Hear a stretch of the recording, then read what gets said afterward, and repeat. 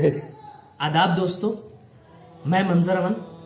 जैसा कि हम सभी जानते हैं कि दोनों सरहदों पे बहुत ज्यादा तनाव है और इसी तनाव का सहारा लेकर दोनों तरफ के लोग दोनों मुल्कों को जंग की आग में झोंकना चाहते हैं। लेकिन मैं आपके सामने साहिर लुधियानवी की लिखी हुई एक गजल पेश करूंगा जिसमें उन्होंने जंग की हौलनाकी और तबाही का मंजर पेश किया है।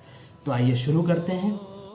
खून अपना हो या पराया हो, नस्ल आदम का खून है आखिर। जंग मशरिक में हो कि मगरिब में, अमन आलम का खून है आखिर।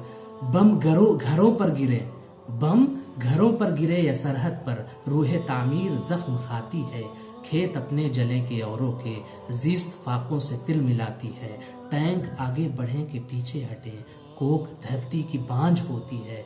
फतह का जश्न हो या हार का सोग, जिंदगी मैयतों पे रोती है। जंग तो खुद ही एक मसला है, जंग क्या मसलों का हल देगी। आग और खून आज बख्शेगी, भूख और एहतियाज कल देगी।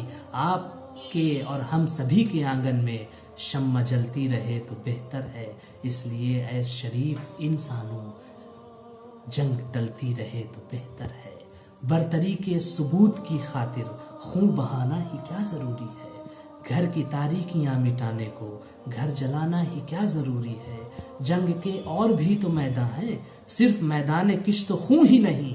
हासिले जिंदगी खिरद भी है, हासिले जिंदगी जुनू तो नहीं।